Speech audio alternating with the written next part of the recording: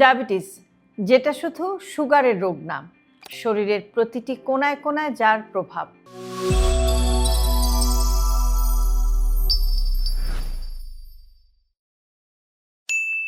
আপনি কি জানেন, ডায়াবেটিস থাকলেও অনেক মানুষের সুগার রিপোর্ট প্রায় স্বাভাবিক আসে, আবার যাদের সুগার একটু বেশি তারাও অনেক বছর বুঝতেই পারেন না যে ভেতরে ভেতরে শরীর ক্ষতিগ্রস্ত হচ্ছে।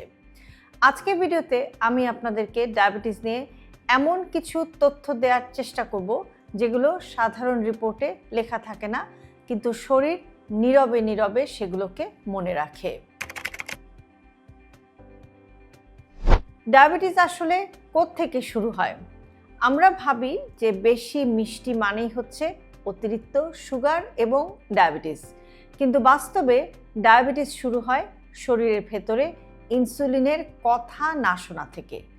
ইনসুলিন আছে কিন্তু কোষ বলে আমি শুনছি না। এই অবস্থাকে বলে ইনসুলিন রেজিস্ট্যান্স। এটাই ডায়াবেটিসের আসল শুরু। এক নম্বর নতুন তথ্য হচ্ছে যে ডায়াবেটিস প্রথমে রক্তে না, মস্তিষ্কে প্রভাব ফেলে। গবেষণায় দেখা গেছে ডায়াবেটিসের শুরুতেই মনোযোগ কমে যেতে পারে, সিদ্ধান্ত নিতে সময় লাগতে পারে, ভুলে যাওয়ার প্রবণতাও কিন্তু বাড়তে পারে।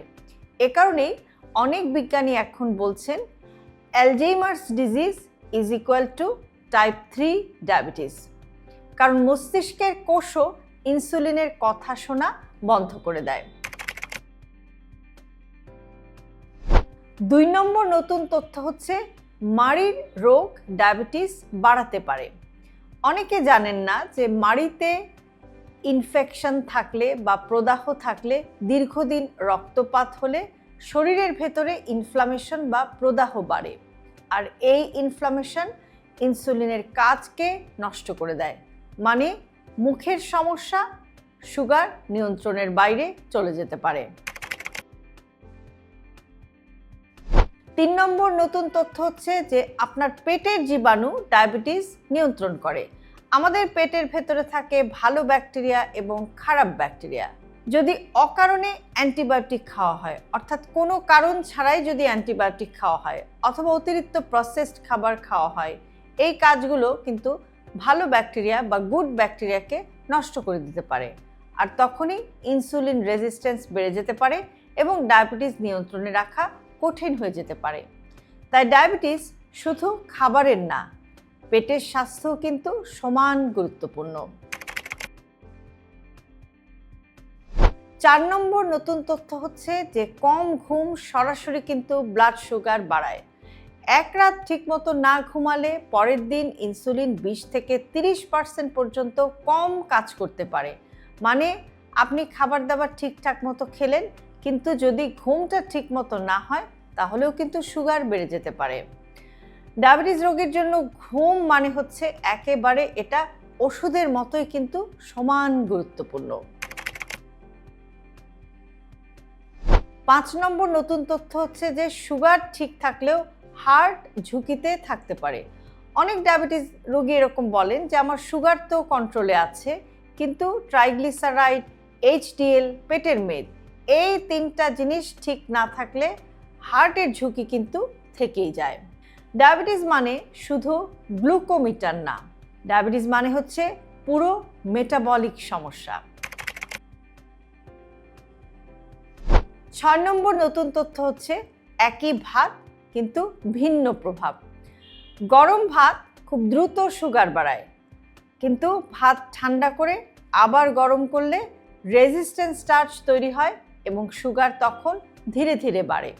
মানে আপনি কি খেলেন তার পাশাপাশি আপনি কিভাবে খেলেন সেটাও কিন্তু সমানভাবে জরুরি।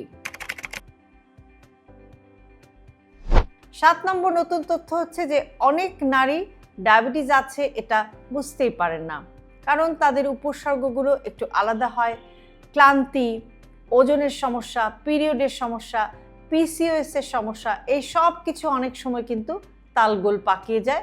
ডায়াবেটিসের লক্ষণগুলো কিন্তু খুব দেরিতে ধরা পড়ে।